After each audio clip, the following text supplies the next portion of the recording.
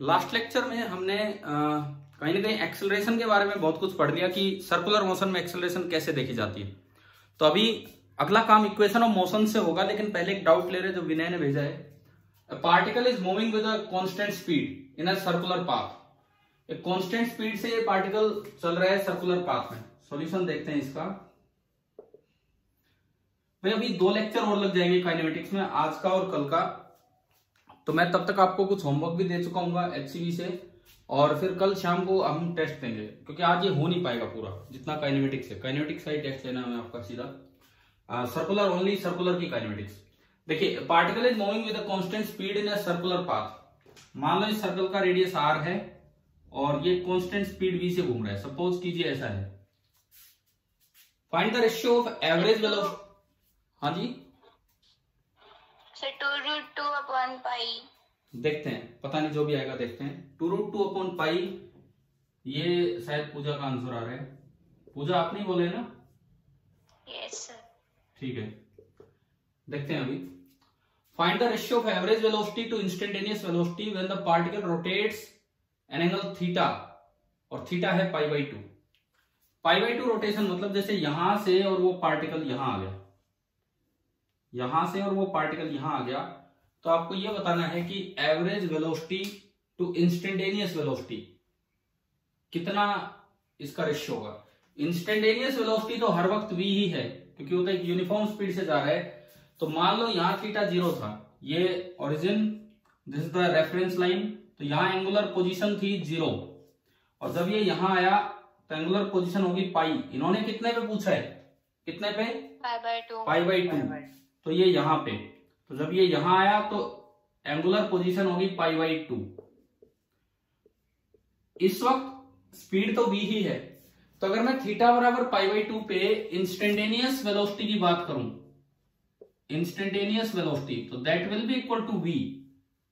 लेकिन अगर आप एवरेज वेलोसिटी की बात करें तो डिस्प्लेसमेंट अपॉन टाइम टेकन, वहां से निकलेगी एवरेज वेलोसिटी। तो अगर आप इसका डिस्प्लेसमेंट बनाएं, ये बन गया इसका डिस्प्लेसमेंट, ये r ये r, तो ये आपका बना r√2। ठीक है। अब टाइम यहां से यहां जाने में 1/4 टाइम लगा होगा। पूरे सर्कल का टाइम होता है, जब यूनिफॉर्म स्पीड से कोई चीज चलती है तो पूरा टाइम होगा total distance travelled upon speed. पूरा टाइम तो ये होता, समझ गए? ये तो कैसे लिखा मैंने, क्योंकि स्पीड कांस्टेंट है। तो 0 से और π/2 जाने में टाइम लगेगा t/4, तो 4 से डिवाइड करेंगे तो ये हो गया πr/2v। तो अगर आप एवरेज वेलोसिटी निकाले, average velocity that is displacement, displacement is r√2, r√2 is displacement upon time taken, time taken is t/4 and t/4 is πr, और 2 भी गया ऊपर, r से r कैंसिल, तो ये आया 2√2/पाई इंटू v। और आप इस v को नीचे ले आओ, क्योंकि मुझे चाहिए एवरेज वेलोसिटी का इंस्टेंटेनियस वेलोसिटी से रिलेशन। एवरेज वेलोसिटी ये है और इंस्टेंटेनियस वेलोसिटी हर समय v है, तो ये आंसर आ गया 2√2/पाई। बिल्कुल सही आंसर दिया था आपने। हाँ जी विनय भाई, समझ में आ गया अभी सवाल? Yes sir. ठीक है, तो अभी हम आगे सर्कुलर मोशन की काइनेमेटिक्स में आगे चलते हैं। 2 लेक्चर पूरे काइनेमेटिक्स पे चलेंगे, और ठीक से काइनेमेटिक्स तैयार करवाने के बाद, मतलब कल, आज का मैंने बोला था लेकिन आज ये हो नहीं पाएगा, इतना काम है अभी काइनेमेटिक्स में। देखिए अभी, और जिन 18 बच्चों ने वो टेस्ट दिया था आरपीएस टेस्ट सीरीज वाला, वो ये वाला टेस्ट भी जरूर दे जो हम कल लेंगे, क्योंकि मैं फिर आगे अलाउ नहीं करूंगा। नहीं तो देखो, मैं स्पेशली उस दिन भी, पिछली बार जब मैंने टेस्ट लिया, 2-3 बच्चे जिनका मैं दोबारा नाम नहीं लूंगा, मैं उनको फोन कर करके बोल रहा था कि भाई आप टेस्ट दो 1-1 घंटे बाद। तो इस बार ऐसा नहीं होना चाहिए, आप सभी बच्चे खुद अपनी तरफ से टेस्ट बनाएंगे टाइम पे। देखिए, अब हम चलते हैं general equations of circular motion, kinematics equation, general equations of circular motion. Compare करते हुए चलेंगे, कंपेयर करते हुए। जहां लीनियर मोशन होता है, मान लो एक्स एक्सिस के अलोंग मोशन हो रहा है, उसकी जगह यहां सर्कुलर मोशन होगा। कोई एक रेफरेंस लाइन होगी, this is the reference line, उससे हम देखेंगे यहां ये ओरिजिन है, वहां वो रेफरेंस लाइन है। अब इसमें क्या होता है, ये वाला जो मोशन है इसमें हम बोलते थे कि किसी टी टाइम पे पार्टिकल यहां है एक्स पोजीशन पे, t equal to t time पे पार्टिकल की लीनियर पोजीशन है एक्स। उसमें क्या होगा, देखो t बराबर 0 पे यहां से शुरू हुआ है पार्टिकल, तो इसमें भी t बराबर 0 से यहां से शुरू होगा पार्टिकल, और किसी t टाइम में पार्टिकल यहां आया होगा, at any time t particle यहां होगा, और ये इसका नया पोजीशन वेक्टर है इस समय वेक्टर r। तो यहां लीनियर पोजीशन x है, वहां एंगुलर पोजीशन बोली जाएगी जिसको हम बोल देते हैं थीटा। रेफरेंस लाइन से इस जगह जो एंगुलर पोजीशन है टी टाइम पे दैट इज थीटा। अब अगर इस वक्त वेलोसिटी v है, तो जो पहली इक्वेशन हम यहां लिखते थे general equation of motion, v is equal to dx by dt, ध्यान है ना ये हमें, ठीक है।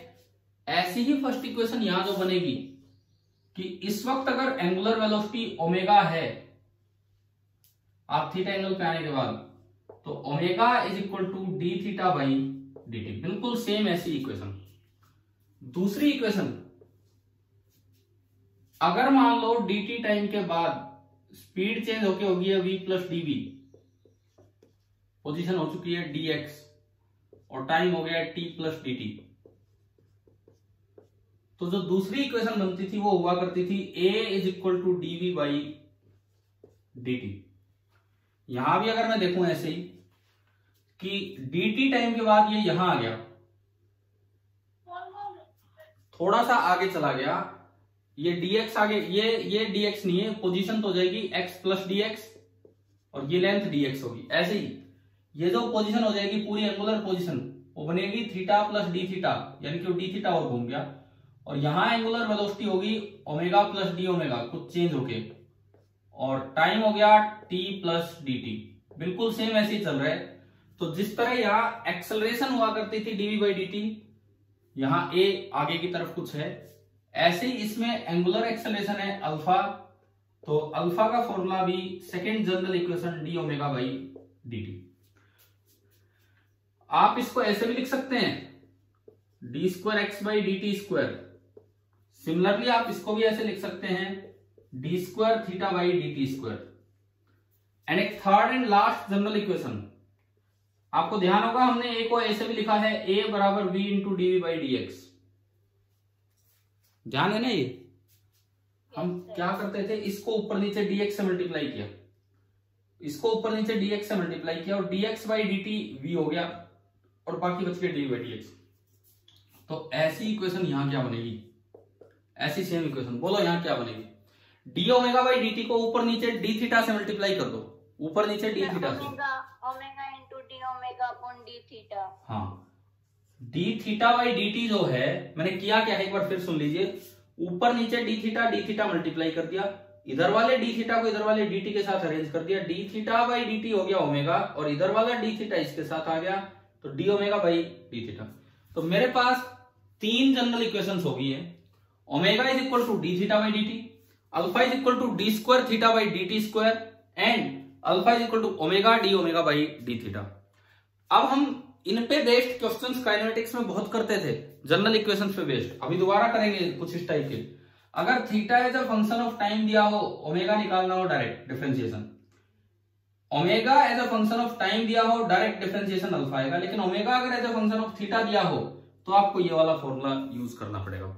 क्या हमने काइनेमेटिक्स में ये इक्वेशंस यूज की हैं, डिफरेंशिएशन इंटीग्रेशन क्वेश्चंस में यूज किया? Yes sir. है ना? तो अब कुछ ऐसी शुरुआत यहां करते हैं सर्कुलर मोशन की काइनेमेटिक्स में। उधर इक्वेशन लिखी हुई है, इधर हम सवाल लेंगे। देखिए सबसे पहला सवाल, क्वेश्चन नंबर 1, एक पार्टिकल एक सर्कल में घूम रहा है, ये दे दिया रेफरेंस पोजीशन, और किसी भी टी टाइम पे वो थीटा एंगुलर पोजीशन पे पहुंच चुका है, किसी भी टी टाइम पे वो थीटा एंगुलर पोजीशन पे पहुंच चुका है। और आपको जैसे मैं एक एक करके इक्वेशन यूज करवा रहा हूं, तो आपको थीटा दिया है as a function of time 4t³ - 3t। देखो थीटा में as a function of time लिख रहा हूं, या आप कुछ भी लिख सकते हो, कैसा भी एक्सप्रेशन। हम एक सिंपल सा एक्सप्रेशन ले रहे हैं ताकि डिफरेंशिएशन इंटीग्रेशन आसानी से उसके। यूनिट थीटा की क्या होती है, एंगुलर डिस्प्लेसमेंट की क्या लिखा है मैंने, रेडियन। ठीक है, अब यहां से क्या क्या आपसे पूछ सकते हैं इस सवाल में। फर्स्ट पार्ट, सबसे पहली चीज आपसे पूछ ले इनिशियल एंगुलर पोजीशन, शुरुआत कहां से हुई है। दूसरी चीज आपसे पूछ ले, देखो आपके पास थीटा डायरेक्ट दिया है as a function of time, तो आपसे कहीं भी ये एंगुलर पोजीशन पूछ सकता है। दूसरी चीज पूछ ली angular position at t equal to 2 second. तीसरी चीज angular velocity at t equal to 2 second. चौथा point average angular velocity in first 2 seconds. And पांचवा point angular acceleration at t equal to 2 second. ये 5 सवाल ले दिए एक छोटे से एक्सप्रेशन से। हमने 5 क्वेश्चन यहां दे दिए कि क्या क्या आपको निकालना है। करोगे एक बार ट्राई।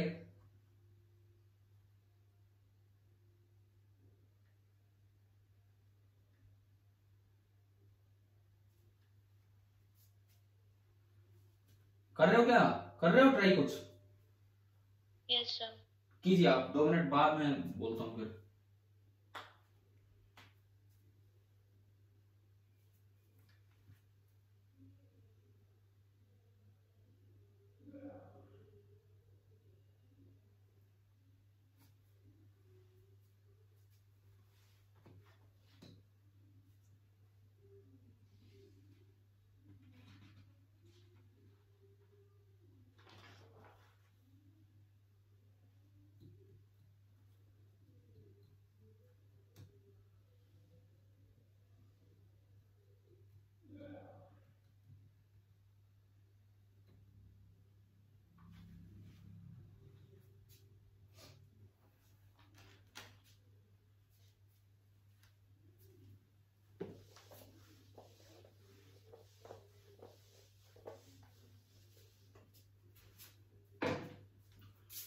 सॉल्यूशन करते हैं स्टार्ट। आपने कुछ किया होगा एक आधे पार्ट। देखिए आपको दिया है theta as a function of time, theta as a function of time दे रखा है।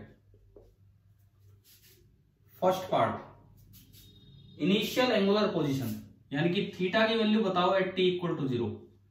तो इसके लिए तो कुछ करना ही नहीं है। हाँ, कुछ करना ही नहीं है। जब थीटा दे ही रखा है टाइम के साथ, तो t0 पुट कर दो। कितना आ गया थीटा, कितना रेडियन? पॉजिटिव आने का मतलब है कि जो ये जो रेफरेंस लाइन है इससे 5 रेडियन एंटी क्लॉकवाइज होगा। नेगेटिव होता तो 5 रेडियन नीचे होता। ठीक है। Second part angular position at 2 second 49। तो अगेन आपको इसमें 2 पुट करना है। 49 आ रहा है। 2 8 इंटू 4 32 एंड 5 39 और ये हो गया 24। 39 प्लस 24 और ये हो गया -12। कितना आ रहा है? 39 प्लस 24 माइनस 12। 49 तो नहीं आता लग रहा है। 4 इंटू 49 ही आ रहा है। चलो ठीक है, अच्छा है अगर ऐसा आ रहा है तो 2 स्क्वायर प्लस 12 इंटू 2 प्लस 5, ये आ गया 8 4 32 माइनस 4 3 12 प्लस 24 प्लस 5, ये 12 और 5 17। ठीक है ठीक है ठीक है। 49 रेडियन सही है आपका। ये आपका सेकंड वन हो गया। Third angular velocity at t equal to 2 second. जब अच्छा करें क्या, कैसे निकालें omega at t equal to 2 second? Differentiate, क्योंकि ये इंस्टेंटेनियस ओमेगा पूछ रहा है, तो instantaneous omega will be d theta by dt। तो आपको इसका डिफरेंशिएशन करना होगा। तो देखो मैं एक एक को टर्म को कर रहा हूं। 3 आगे गया, 4 into 3 12 t square -60 plus 12 plus 5 आएगा नहीं आएगा? वो नहीं आना, उसका डिफरेंशिएशन 0 रेडियन पर सेकेंड। तो आपको निकालना है omega at t equal to 2 second 2 second पे। तो 12 into 2 square minus 6 into 2 plus 12, 12 4 48 और ये 12 12 कैंसिल हो गया, तो ये आ गया 48 रेडियन पर सेकेंड। बताओ ये थर्ड पार्ट आया समझ में? ठीक है, अब fourth part, average omega in 0 to 2 second, ये कैसे करें? क्या ये कर सकता हूं कि नहीं ये बताओ आप। एक बार मैंने ओमेगा निकाल लिया t बराबर 0 पे, एक बार ओमेगा निकाल लिया t बराबर 2 पे एंड डिवाइडेड बाई 2। 18 t बराबर 0 पे कितना आएगा? ये ओमेगा है, t बराबर 0 पे कितना आएगा? 12। t बराबर 2 पे 48, 48 तो 50 60, यानी कि कितना आ गया? 30 रेडियन पर सेकेंड। क्या ये सही है कि गलत है? क्या ये तरीका सही है कि गलत है? तरीका गलत। तरीका गलत है, फिर आंसर भी गलत है। कब हम अप्लाई कर सकते हैं ये चीजें? मैंने काइनेमेटिक्स में पढ़ाई है आपको कि ये अर्थमेटिक मीन जो होता है कि आप जब भी एवरेज निकालो, दो चीजों का अर्थमेटिक मीन निकालो, ये अर्थमेटिक मीन जो होता है कब लिया जाता है, कब वैलिड है फॉर्मूला? जब एक्सेलरेशन 0 होती है। अगर एक्सेलरेशन 0 होगी तब तो ओमेगा चेंज ही नहीं होगा। जब एक्सेलरेशन 0 ना हो, जब देखो अगर y as a function of x है और आपको y की एवरेज वैल्यू निकालनी है, हमने एक चीज पढ़ाई थी आपको कभी, if y depends linearly on x then you can directly use the arithmetic mean to find the average value of y। पढ़ा है ना हमने ये? Yes sir. तो क्या ओमेगा लीनियरली सिंगल पावर पे डिपेंड कर रहा है क्या टाइम पे? No sir. ओमेगा इधर टाइम के स्क्वायर पे डिपेंड कर रहा है, यानी कि ये चीज गलत होगी, ये चीज गलत हो जाएगी। हाँ, अगर ओमेगा के एक्सप्रेशन में 12, अगर ओमेगा के एक्सप्रेशन में 12t माइनस 6 आता तो आप ऐसे कर सकते थे, लेकिन 12t स्क्वायर आ गया तो ये तरीका गलत हो गया। तो ये ध्यान रखना, देखो ये गलती जानबूझ के की गई है ताकि आप ये गलती ना करें आगे से। समझ में आया कि नहीं? Yes sir. तो बताओ फिर यहां एवरेज ओमेगा कैसे निकालें? देखो जब एवरेज वेलोसिटी की हम बात करते हैं, एवरेज वेलोसिटी, इंस्टेंटेनियस वेलोसिटी तो होती है dx बाई dt। मैंने आपको ये समझाया कि अगर x as a function of time दिया है, इंस्टेंटेनियस वेलोसिटी चाहिए तो पहले डिफरेंशिएट करो फिर v आएगा। एवरेज वेलोसिटी चाहिए तो v के एक्सप्रेशन पे मत जाओ, इनिशियल x निकालो, फाइनल x निकालो, चेंज इन पोजीशन निकालो, डिवाइड बाई टाइम कर दो, डिस्प्लेसमेंट अपॉन टाइम, वही होती है एवरेज वेलोसिटी। तो यही काम यहां करो। अगर एवरेज ओमेगा पूछा है, अगर आपसे एवरेज ओमेगा पूछा है तो आप ये तरीका मत जाओ, आप change in position delta theta upon time taken. Delta theta मतलब theta at 2 second minus theta at 0 second divided by time taken 2। Theta at 2 second कितना था? 49 माइनस 5, यह आ गया 49 माइनस 5 अपॉन 4, 44/200, तो 22 रेडियन पर सेकेंड। तो ये नहीं करना है, ये करना है। वो कब कर सकते हैं वो भी मैं आपको बता चुका हूं। बताइए क्या ये वाला क्वेश्चन क्लियर हुआ? Fourth part. Yes sir. ठीक है, अब फिफ्थ पार्ट, अल्फा कैसे निकालें?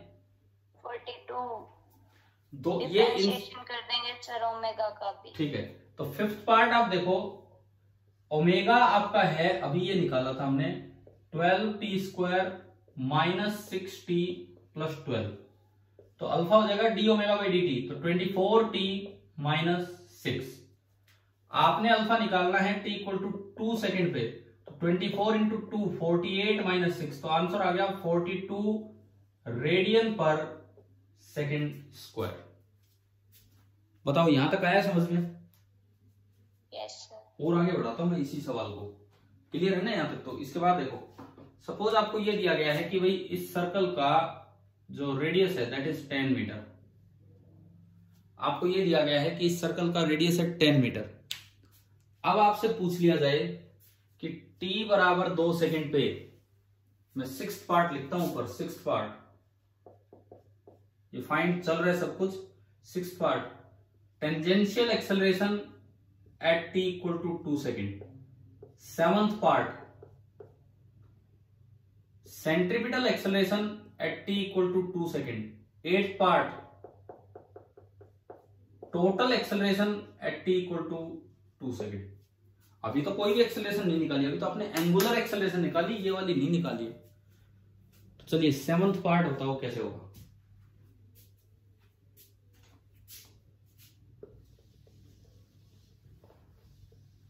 रेडियस है 10 metre,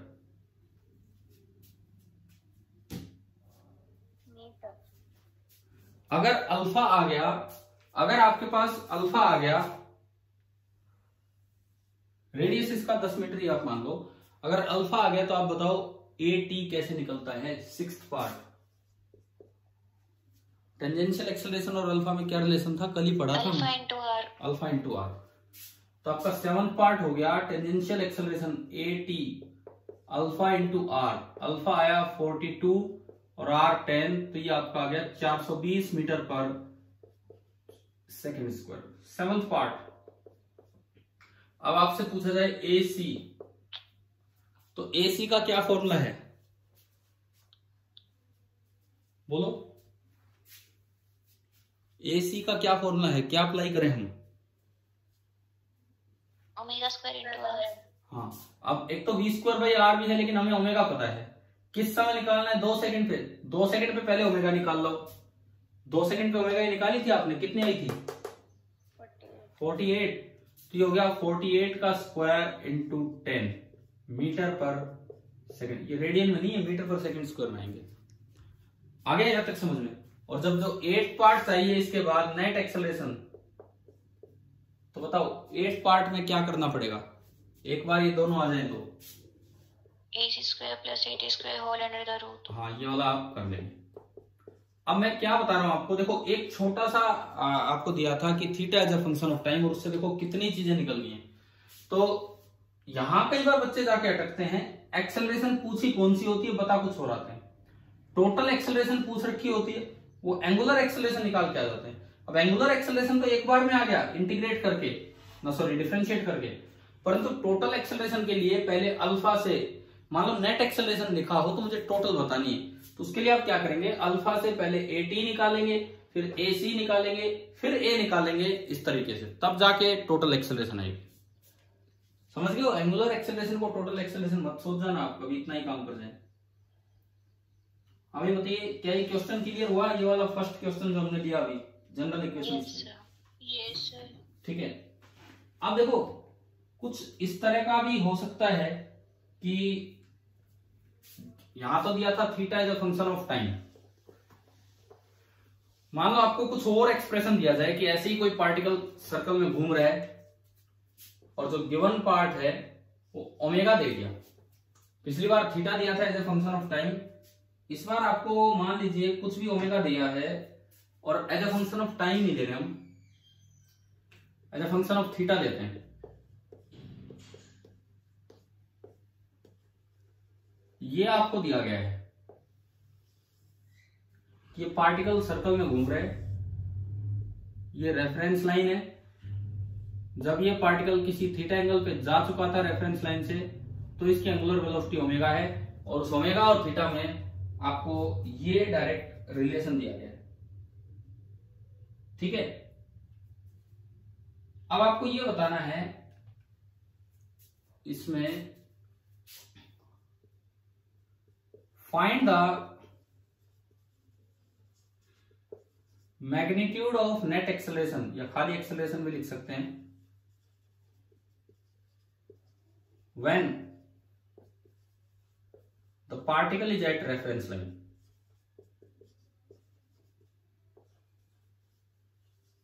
when the particle is at reference line first time. हो सकता है बार बार घूम घूम के आएगा, लेकिन पहली बार जब वो रेफरेंस लाइन पे है तो आपको बताना है कि नेट एक्सेलरेशन क्या होगी। कीजिए एक बार, आप ट्राई कीजिए।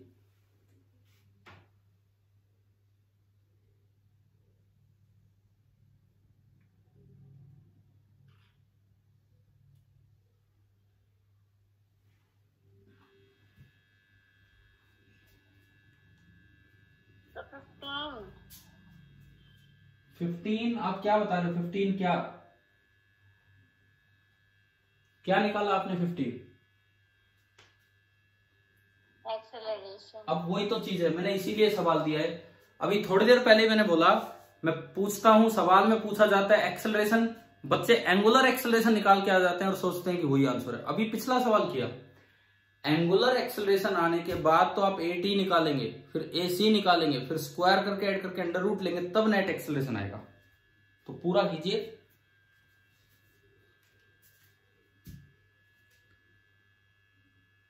बाकी बच्चे भी कर रहे हो ना?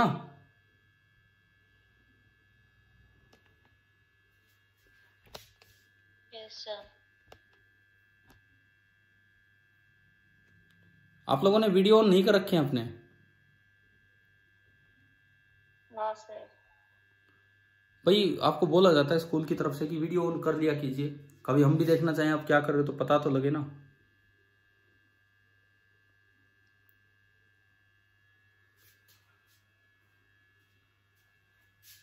हाँ जी पूजा, ठीक है, आपकी कॉपी में नजर आ रही है, आप कीजिए आगे।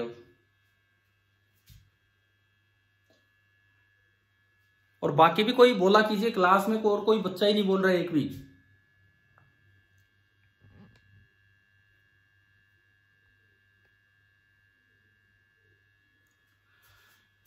फिफ्टीन क्या आया था पूजा? आप बताओ 15 क्या आया था जो आपने अभी निकाला?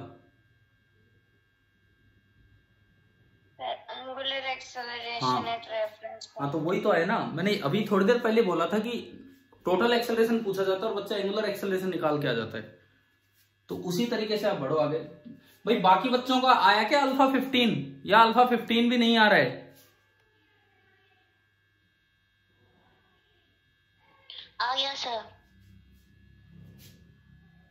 ठीक है, बाकी भी थोड़ा सा रिस्पॉन्ड करना स्टार्ट कीजिए। एक दो लड़कियां ही बस जवाब दे रही हैं, बाकी बच्चे नहीं बोल पा रहे हैं। एटलीस्ट आप साथ साथ क्वेश्चन कीजिए और जवाब दीजिए। अंशुल, अंशुल भाई मेरी आवाज सुन रहे हो?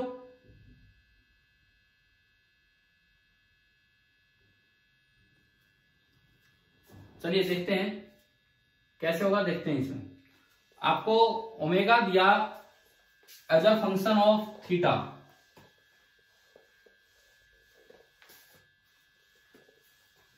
सर रेडियस नहीं बताओगे? रेडियस नहीं बताई क्या इसमें? Sir 20R। रेडियस की तो जरूरत पड़ेगी, रेडियस 2 मीटर मान लो फिर। 40। अब देखते हैं, रेडियस भी 2 मीटर मान लीजिए अगर मैंने नहीं दिया है तो इसमें। चलिए देखते हैं। सबसे पहली बात, मैग्नीट्यूड ऑफ नेट एक्सेलरेशन पूछा है। पहली चीज तो ये कि ओमेगा दिया है as a function of theta, तो मैं अल्फा निकालूं। कौन सा फॉर्मूला यूज करूं?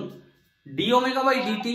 Sir omega into d o, हाँ, d omega upon d theta. Omega into d omega upon d theta. तो आपने ओमेगा रखा, ओमेगा सीधा रखा theta square plus 3 theta plus 5 into d by d theta of theta square plus 3 theta plus 5। ये आपका बना।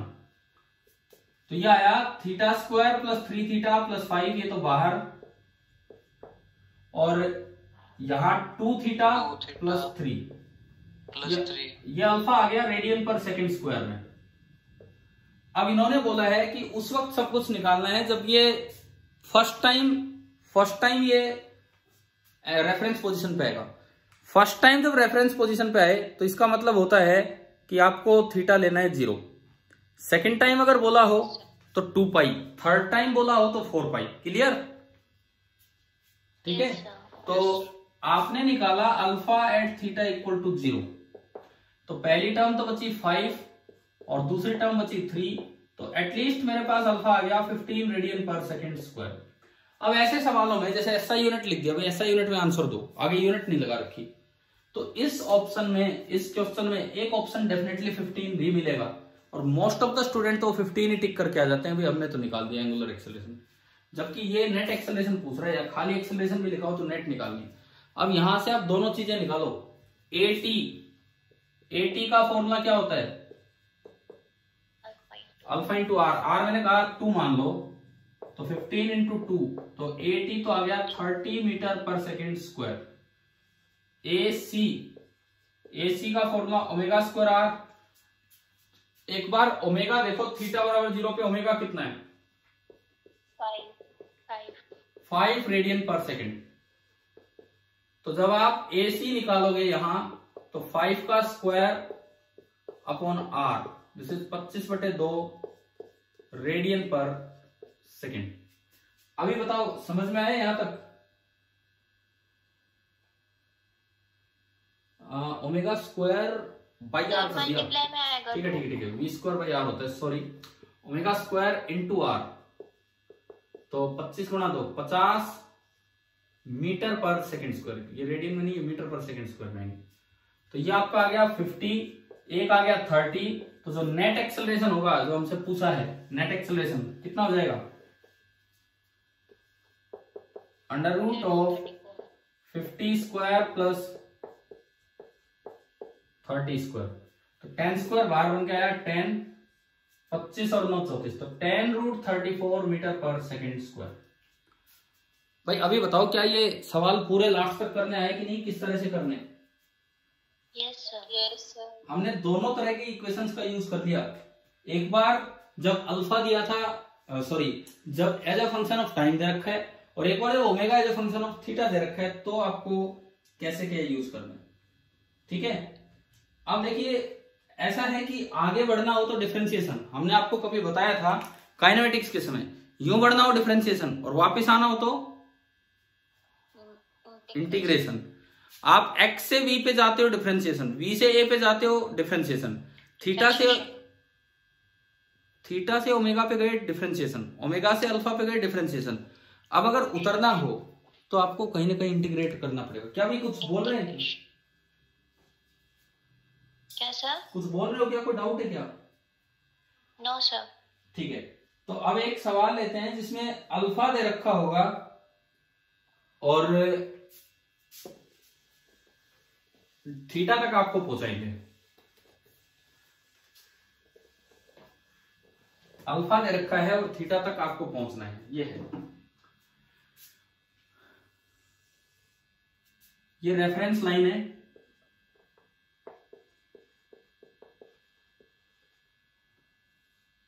t बराबर 0 पे आप यहां थे, रेफरेंस लाइन पे, ये दिया है, और आप फिलहाल यहां हो, और इस वक्त ये आपका टाइम है t equal to t. t बराबर 0 टाइम पे आप यहां थे, और वहां जब आप पहुंच गए ये टाइम है t इक्वल टू टी, और इस वक्त जो अल्फा दे दिया मुझे 2t + 3 radian per second square, इस तरह से अल्फा दे दिया।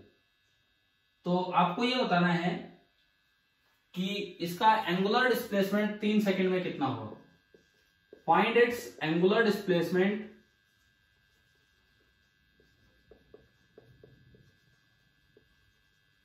in 3 seconds if it starts from rest।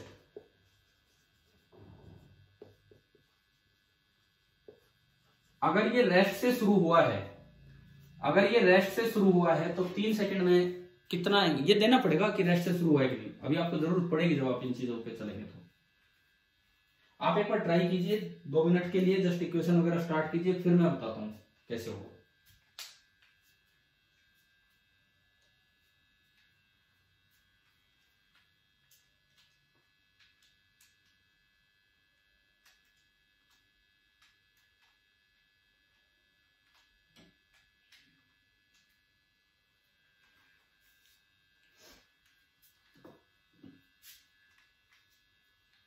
Sir 18 आएगा। 18 तो शायद नहीं आएगा। 45/2। हाँ ये सही है, 45/2 is the right answer. Angular displacement होगा, आप थोड़ा यूनिट के साथ बोला करो भी आप लोग, 45/2 रेडियन, सही आंसर है बिल्कुल। देखो सुनो, शुरुआत कैसे करनी है। अल्फा दिया है 2t + 3, आपको उल्टा आना है।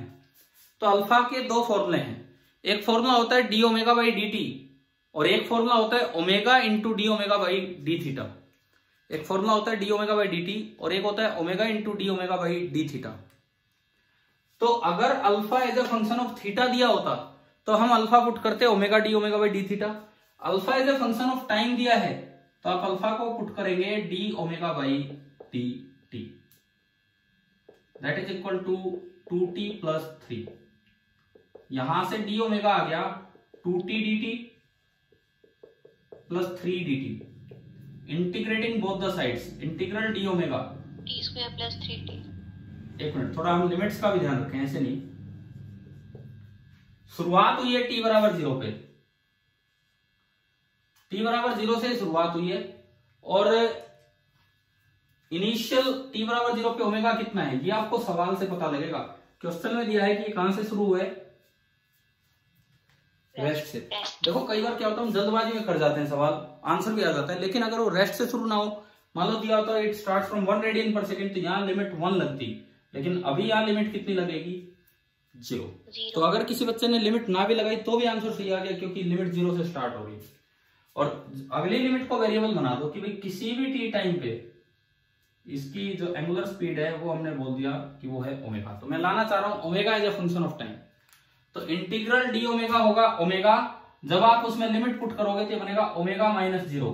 तो इधर तो बना ओमेगा बराबर 2 बाहर, टी डी टी का इंटीग्रेशन होगा टी स्क्वायर बाई 2, 2 से 2 कैंसिल, और जब T square minus 0 square put करेंगे तो ओनली टी स्क्वायर आ जाएगा। ऐसे इसमें इंटीग्रल डी टी टी, और जब टी माइनस 0 पुट करेंगे तो प्लस 3t। आप बताओ क्या omega as a function of time लिखना आ गया? ठीक है। अब यहां से चलो थीटा की तरफ। कैसे? ओमेगा का एक ही फॉर्मूला है d theta by d t. तो ओमेगा को लिख दो d theta by d t, that is equal to t square plus 3t। इस डी टी को आगे भेज दो तो d theta is equal to t square d t plus 3t dt। Integrating both the side, फिर से limit का ध्यान रखेंगे हम। Integrating both the sides, t square का टी क्यूब बाई 3, लिमिट 0 से t, और इसका होगा 3t स्क्वायर बाई 2। दिख रहा है कि नहीं बताओ ये कैसे लिख रहा हूं मैं? Yes sir. और थीटा की लिमिट आप दिखाया है आपको कहां से शुरू हुआ है, रेफरेंस लाइन से। तो थीटा इनिशियल कितना है 0, एंड थीटा फाइनल कुछ भी थीटा बोल दो, तो लिमिट लगेंगी 0 से थीटा। अब फिर वही बात, अगर ये रेफरेंस लाइन से शुरू नहीं हुआ होता तो वो लिमिट स्टार्ट करनी पड़ती है आपको। ठीक है। इंटीग्रल डी थीटा होगा थीटा, और लिमिट थीटा माइनस 0 थीटा बराबर, ये भी लिमिट पुट करोगे t cube by 3 plus 3 by 2 t square. मेरे पास थीटा आ गया as a function of time. मेरे पास इस सवाल के लिए थीटा आ गया कि थीटा इज इक्वल टू, क्यों और थीटा में क्या फर्क होता है बनाने में? क्यों थोड़ा गोल मटोल सा बनाया जाता है, थीटा थोड़ा ये लंबा रहता है। T cube by 3 plus 3 by 2 into T square. अब देखिए सवाल क्या कहता है, इसकी एंगुलर डिस्प्लेसमेंट निकालनी है, एंगुलर पोजीशन नहीं, एंगुलर डिस्प्लेसमेंट निकालनी है। 3 सेकंड में कितना एंगुलर डिस्प्लेसमेंट हुआ। तो अगर आपको एंगुलर डिस्प्लेसमेंट निकालना है, एंगुलर डिस्प्लेसमेंट मतलब डेल्टा थीटा, तो that is theta at 3 second minus theta at 0 second. Theta at 3 इसमें पुट किया, कितना आ रहा है 45/2 रेडियन। 45/2 रेडियन माइनस 0 पे कहां था वो 0, तो ये आ गया 45/2 रेडियन। अभी बताओ कि बाकी बच्चे बताओ क्या समझ में आया कि नहीं आया, किस तरह से करना था? ठीक है। ये तो अल्फा दिया था, ये तो अल्फा दिया था as a function of time. अगर मान लो इसी सवाल में, या मैं थोड़ा सा नया सवाल लूं, मैं एक बार बस ये इक्वेशंस यूज करवा रहा हूं आपसे, ताकि आप ये सीख जाएं कि जो पीछे काइनेमेटिक्स पढ़ के आए हैं और इस काइनेमेटिक्स में कोई फर्क नहीं है, सेम काइनेमेटिक्स है। इस तरह से सपोज आपको ये दे दिया फिजिक्स का टेस्ट है कल मैंने यही बोला, आज मैसेज भी डाला कि काइनेमेटिक्स पूरा होते ही इसका टेस्ट लेंगे। आज काइनेमेटिक्स पूरा नहीं हो पा रहा है, कल की क्लास में सर्कुलर मोशन का काइनेमेटिक्स पूरा हो जाएगा, तो कल शाम को आपका टेस्ट होगा। ठीक है ओके सर। ठीक है। आज अभी इसमें वो देने लायक ही नहीं बनता कुछ मैटर। और ये भी मैंने बोला है, दोबारा बोल देता हूं, हर एक बच्चा टेस्ट में अपीयर हो, नहीं तो मैं जो बच्चा टेस्ट नहीं देगा मैं उसको डायनेमिक्स ऑफ सर्कुलर मोशन की क्लास में मैं अलाउ नहीं करूंगा इस तरह से। या तो आप अपना कारण बताओ कि क्यों नहीं दे रहे हो टेस्ट, और नहीं तो फिर टेस्ट दो। Alpha is equal to 2 theta, ये है मान लो आपकी इक्वेशन, क्योंकि किसी भी थीटा एंगल पे अल्फा आपको यूं दे दिया। पिछली बार मैंने अल्फा क्या दिया था, 2t + 3 क्या दिया था, अभी पिछले सवाल में मिटा दिया, alpha is a function of time. हाँ 2t + 3 दिया था। तो इस बार हम ले रहे हैं कि अल्फा थीटा दिया है, अल्फा बराबर 2 थीटा दिया है। आपको बताना है कि कितना टाइम वो लेगा। इसमें आप यूं बताओ, find the time taken by the particle, find the time taken by the particle to go from theta बराबर π/2 टू थीटा बराबर पाई। ये दो पोजीशंस हैं। π/2 से पाई तक पहुंचने में, उस सर्कल पे π/2 से पाई तक पहुंचने में इसको कितना समय लगेगा, ये आपको बताना है। और ये मान के चलना गिवन है कि पार्टिकल स्टार्ट्स फ्रॉम रेस्ट, क्योंकि लिमिट में दिक्कत आएगी नहीं तो।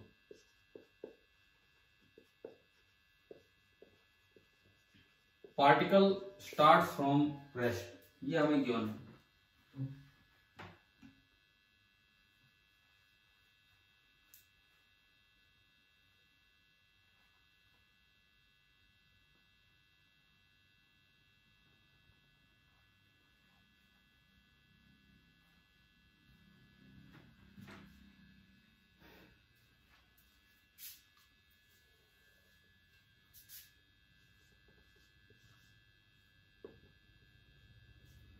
ये आपको बताना है कि भाई कितना होगा।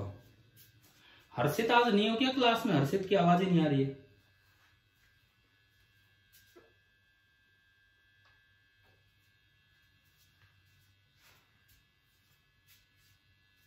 अनुज आप भी नहीं हो आज क्लास में? अक्सर जो दो बच्चे रिस्पोंड करते रहते हैं, हर्षित and Anuj.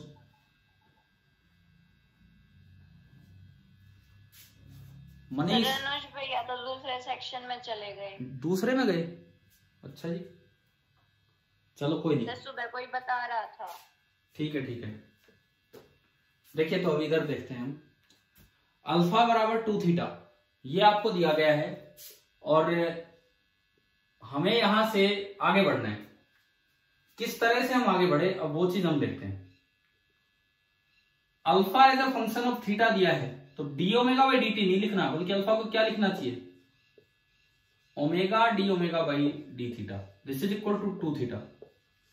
So omega into d omega that is equal to 2 theta into d theta.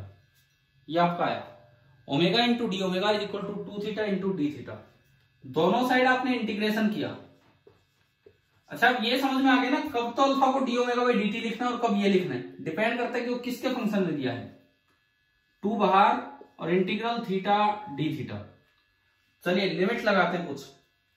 Omega की इनिशियल वैल्यू कितनी है? सर 0। फाइनल वैल्यू कुछ भी ओमेगा मान लो, ठीक है। थीटा की इनिशियल पोजीशन कितनी है बताओ?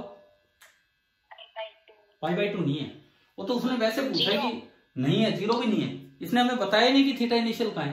क्वेश्चन में इंफॉर्मेशन नहीं है कि थीटा इनिशियल कहाँ है, तो आप थीटा इनिशियल को थीटा नोट बोल दो कि भाई कोई भी थीटा नोट पोजीशन है वहां से शुरू है, ठीक है ना। हमें दे नहीं रखा थीटा इनिशियल कहाँ है, तो आप ऐसे 0 नहीं मान सकते हैं, थीटा नोट बोल दो।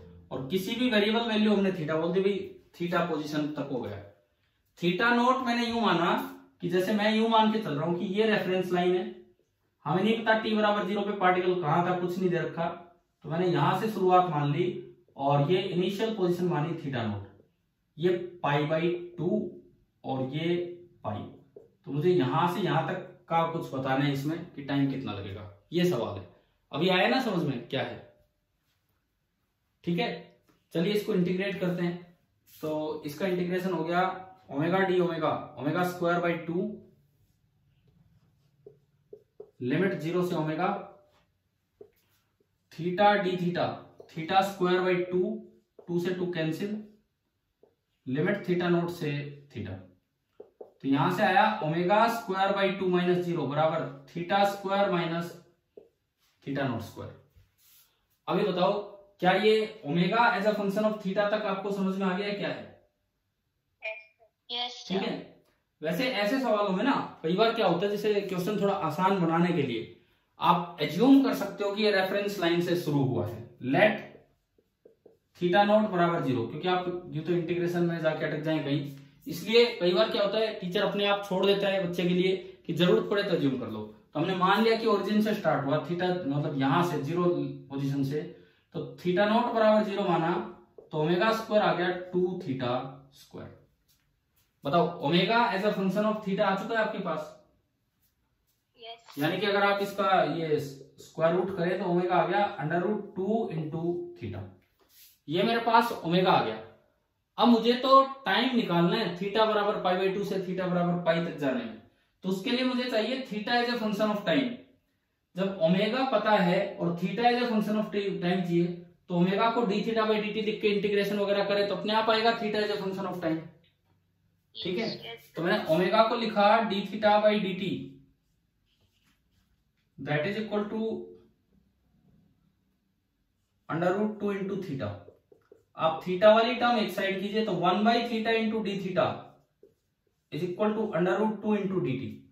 1 by theta into d theta is equal to √2 into D T.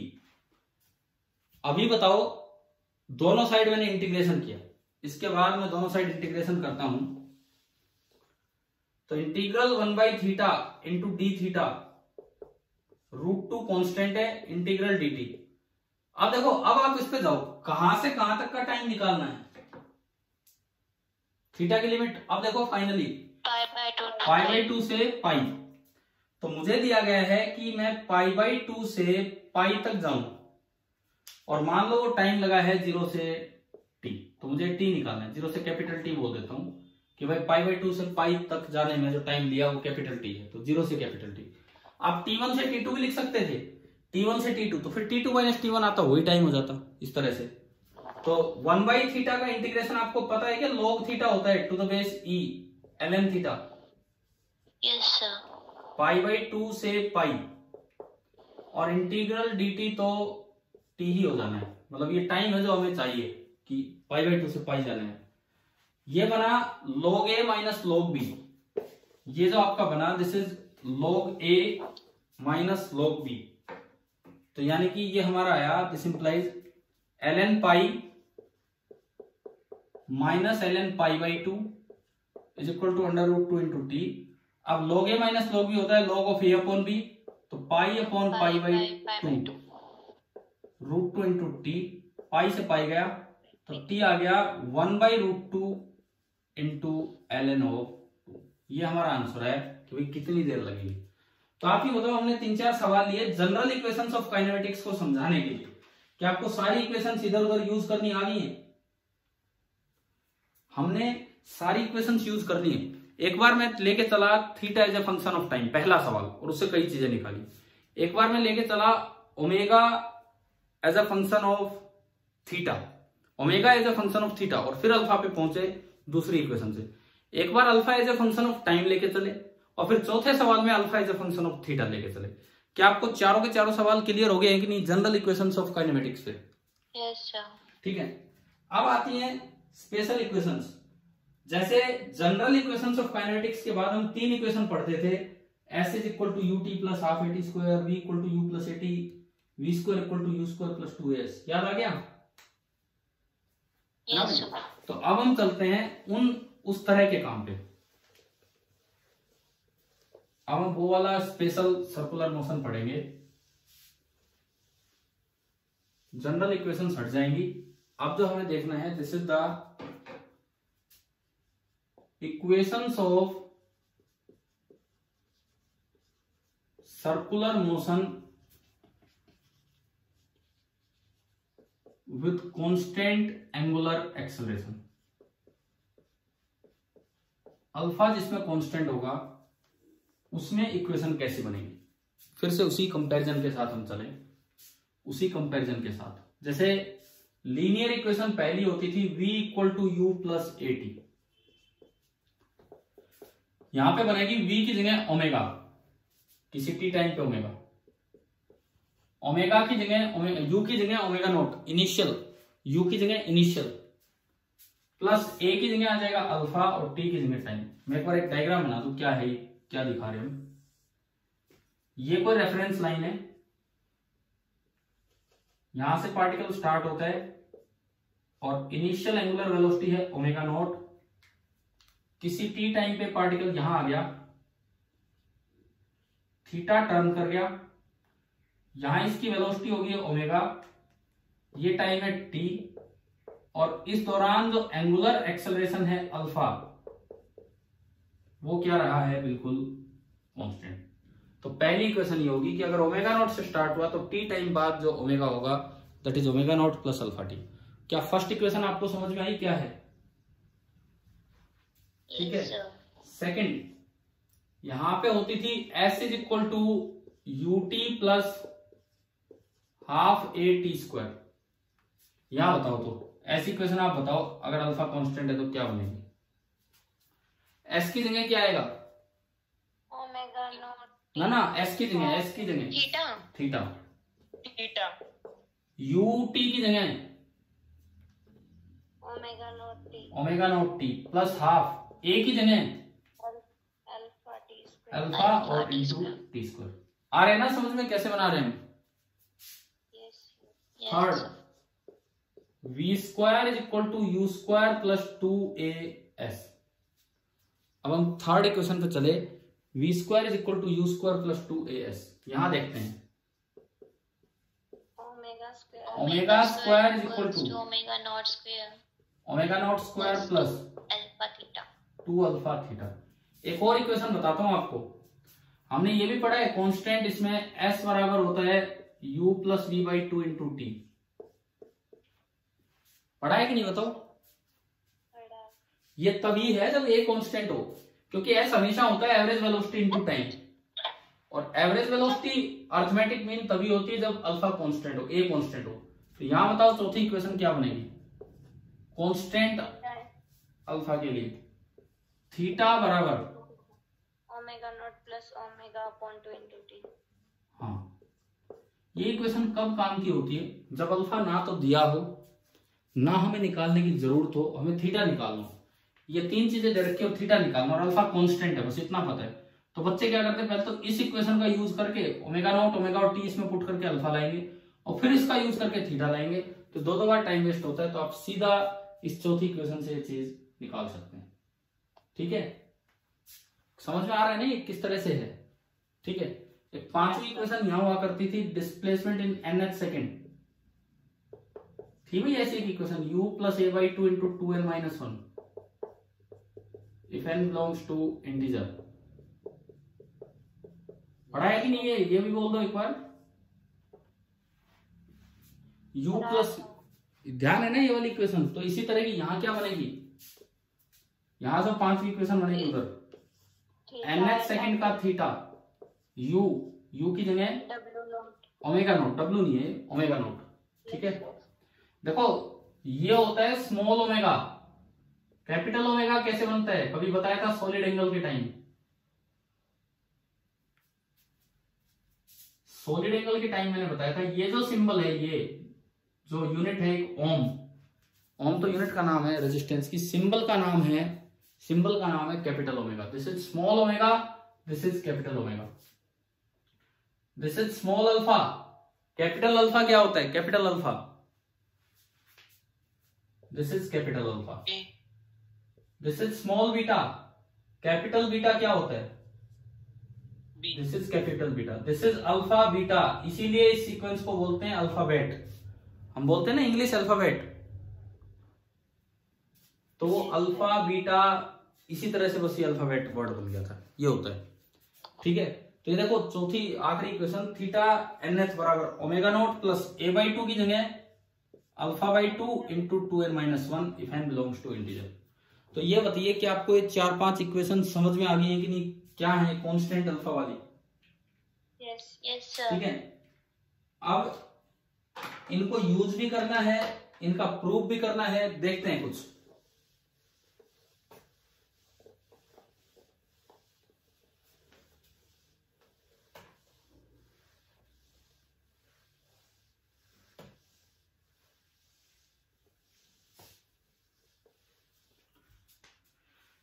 देखो अगर मैं प्रूफ की बात करूं तो तीनों प्रूफ एक साथ चलाते हैं और एक बार में प्रूव हो जाएंगे। हम प्रूफ कर रहे हैं तीनों इक्वेशंस का, तीन ही करेंगे बस, बाकी तो वहीं से पीछे से देख ही लिया हमने। और हम ये मान के चल रहे हैं कि अल्फा कांस्टेंट है।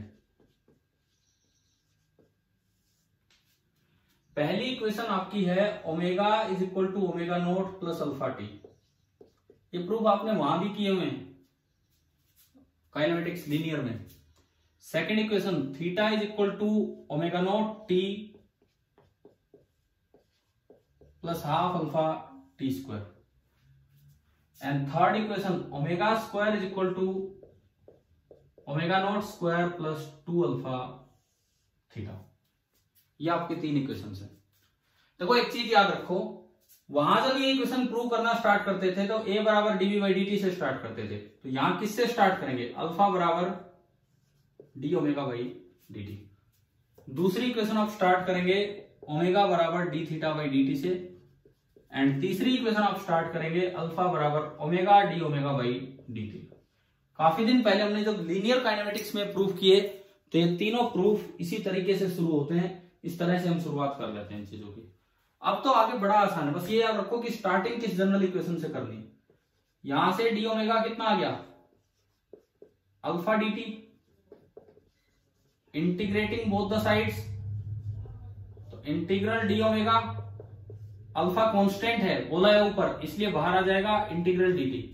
टी बराबर 0 पे initial angular velocity omega naught है और किसी भी टी टाइम पे फाइनल एंगुलर वेलोसिटी है ओमेगा, तो इंटीग्रल डी ओमेगा ओमेगा होगा, ओमेगा नॉट से ओमेगा, अल्फा बाहर है, इंटीग्रल डी टी टी 0 से T.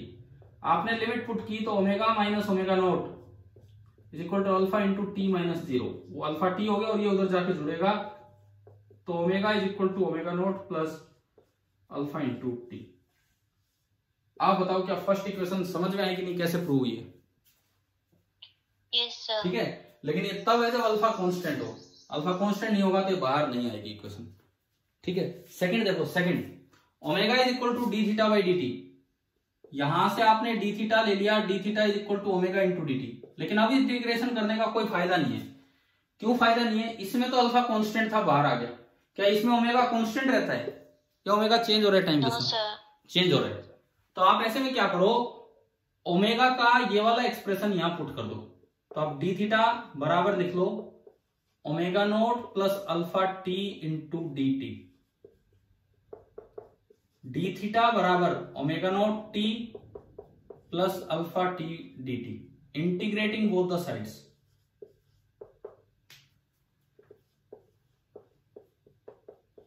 Integral alpha T D T, integral D theta theta हो जाएगा। ओमेगा नोट तो कांस्टेंट वैल्यू है, देखो ओमेगा कांस्टेंट नहीं है, वो तो टाइम के साथ चेंज हो रहा है। ओमेगा कांस्टेंट नहीं है, वो टाइम के साथ चेंज हो रहा है, परंतु ओमेगा नोट एक कांस्टेंट वैल्यू है जो बाहर आ जाएगा, जो इनिशियल स्टार्टिंग है। ये क्या हो गया, डी टी कहां गया यहाँ का, omega naught D t plus this. अब आप बताओ ये मल्टीप्लाई होना था इससे, यहां पे मैं डी टी और है साथ में, टी डी टी का इंटीग्रेशन क्या होगा,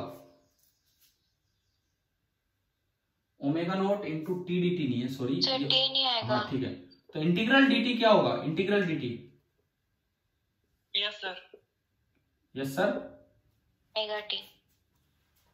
यस सर का क्या मतलब था अभी, इंटीग्रल डी टी क्या होगा, ओनली टी प्लस अल्फा बाहर और integral D D T T square by 2। तो आप अगर देखें तो ये इक्वेशन आ गई, थीटा बराबर omega note T plus half alpha T square. बताइए समझ में आया ये वाली equation? Yes sir. Third equation पे चलो, इसमें फिर दोबारा से आपने क्रॉस मल्टीप्लाई किया तो ओमेगा डी ओमेगा बराबर अल्फा डी थीटा, कोई दिक्कत नहीं इंटीग्रेशन में, अल्फा कांस्टेंट है बाहर आएगा, integrating both the sides, alpha बाहर आया। अच्छा, इसमें ओमेगा को बाहर निकालने की जरूरत नहीं है क्योंकि इंटीग्रेशन ही ओमेगा के रेस्पेक्ट में, यहां दिक्कत क्या था, ओमेगा है लेकिन इंटीग्रेशन टी के रेस्पेक्ट में था, तो इसलिए या तो कांस्टेंट हो या फिर कुछ हो। यहां कोई दिक्कत नहीं है। लिमिट देखो, थीटा गया 0 से थीटा और ये गया ओमेगा नॉट से ओमेगा। ओमेगा डी ओमेगा का इंटीग्रेशन होगा omega square by 2, omega square by 2, limit omega naught से ओमेगा, और इंटीग्रल डी थीटा होगा थीटा। इस 2 को इधर भेज दो तो omega square minus omega naught square, ये लिमिट पुट की बराबर 2 into alpha into theta minus 0, यानी कि ये थीटा है। और यहां से अगर आप देखते हैं तो omega square is equal to omega naught square plus 2 alpha theta. ये आपकी होगी तीसरी इक्वेशन। आप सबसे पहले तो ये बताओ कि आपको तीनों प्रूफ समझ में आए कि नहीं आए? हाँ जी नहीं बोलिए, क्लियर है? और ये बिल्कुल वैसे ही प्रूफ है जैसे हमने उधर लीनियर काइनेमेटिक्स में किए थे, बिल्कुल उसी तरह से प्रूफ है जैसे लीनियर काइनेमेटिक्स में किए गए थे। अब एक बार ये देखो, एक सवाल लेते हैं, आज का आखिरी सवाल, ताकि हमें ये समझ में आए कौन सी इक्वेशन कब यूज करनी चाहिए, कैसे यूज करें। मिटा दो इनको, ये आ गया ना समझ में? Yes sir. अब एक कांस्टेंट अल्फा वाला क्वेश्चन लेते हैं। मुझे लगता है काइनेमेटिक्स का काफी पार्ट आपने कवर कर लिया है, सर्कुलर मोशन की काइनेमेटिक्स का। एक अच्छी सी प्रैक्टिस कल हो जाएगी ताकि आप कल टेस्ट दें तो उसमें एक अच्छा स्कोर कर पाए। और इन टेस्ट को भी इतना ही सीरियसली लेना जैसे आरपीएस के टेस्ट देते हो, मतलब आरपीएस मतलब जो टेस्ट सीरीज के टेस्ट देते हो, आरपीएस टेस्ट सीरीज के जो तीनों सब्जेक्ट के टेस्ट देते हो, उसी तरीके से। एक सवाल हम लेते हैं, एक डिस्क है, वो अपने सेंट्रल एक्सिस के अबाउट रोटेट करना स्टार्ट करती है। ये कोई डिस्क है, ये इसका सेंट्रल एक्सिस है, और इसके अबाउट ये रोटेशन स्टार्ट करती है। स्टार्ट करने का मतलब है कि ओमेगा इनिशियल कितना मान सकते हैं हम? 0। ये डिस्क है, अपने सेंट्रल एक्सिस के अबाउट ये रोटेशन स्टार्ट करती है। मान लो 4 सेकंड में इसकी वेलोसिटी, एंगुलर वेलोसिटी बढ़ते बढ़ते 50 रेडियन पर सेकंड होगी। Its angular velocity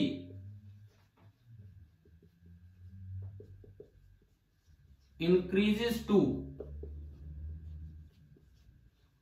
50 radian per second in 4 second. ये आपको दिया गया है कि कोई मोटर लगी है या कोई धक्का मार रहा है जिससे इतना हो गया।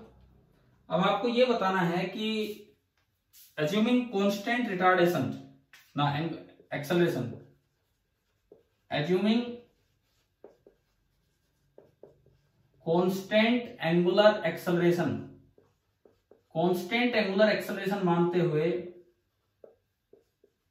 find the angular displacement in 4 seconds. Find the angular displacement in 4 second. इस क्लास का आखिरी सवाल हम ले रहे हैं अभी। अल्फा कांस्टेंट है तो आपको सोचना है कौन सी इक्वेशन हमें लगानी चाहिए। कीजिए, आप ट्राई कीजिए।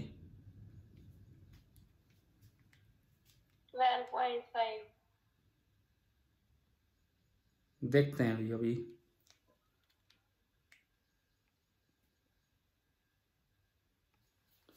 एक बच्चे का आंसर आया है 12.5।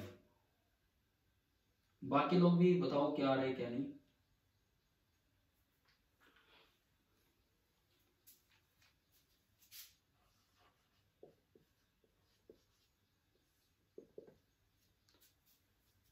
गिवन क्या क्या इसमें दिया गया है। सबसे पहली बात, अल्फा कांस्टेंट है। दूसरी बात, स्टार्टिंग हुई है मतलब ओमेगा इनिशियल 0 है। ओमेगा फाइनल 4 सेकंड में हो गई है 50 रेडियन पर सेकंड।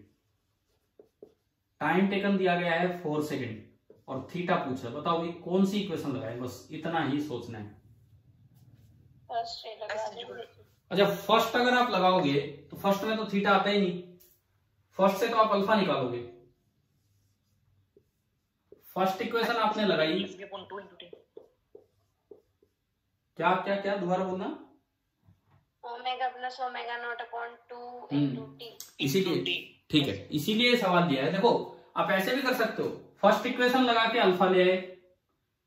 अल्फा कितना आया फर्स्ट इक्वेशन से? अल्फा आया था सर 12.5। तो इस पे ध्यान दो, मैंने क्या पूछा था। पहले से अल्फा ले आए और फिर दूसरे से फिर थीटा ले आए। एक तरीका तो है ये, पर क्यों इस पे जा रहे हो? जब आपको ये बताया कि अगर अल्फा ना दिया हो और ना पूछा हो ओमेगा पता, ओमेगा नॉट पता, टी पता, थीटा पता, तो हमारे थीटा निकालना है। तो हमारे पास एक इक्वेशन है omega plus omega nought by 2 into T, है ना ये वाली इक्वेशन। Yes sir. तो omega plus omega nought 50 by 2 into T कितना आ रहा है, 100 आ रहा है क्या? रेडियन। Yes sir. 100 रेडियन। चलिए तो भाई ये बताओ, क्या आपको कुछ काइनेमेटिक्स, कुछ पार्ट समझ में आया सर्कुलर काइनेमेटिक्स का? काफी पार्ट हो गया इसमें, इक्वेशंस वाला ये सारा काम। ठीक है, कल हम लास्ट क्लास ले रहे हैं on kinematics of circular motion, फिर इसकी डायनेमिक्स स्टार्ट करेंगे। और कल शाम को आपका टेस्ट डेफिनेटली होगा, और हर एक बच्चा जो इस सेक्शन में है टेस्ट जरूर। ठीक है भाई, थैंक यू।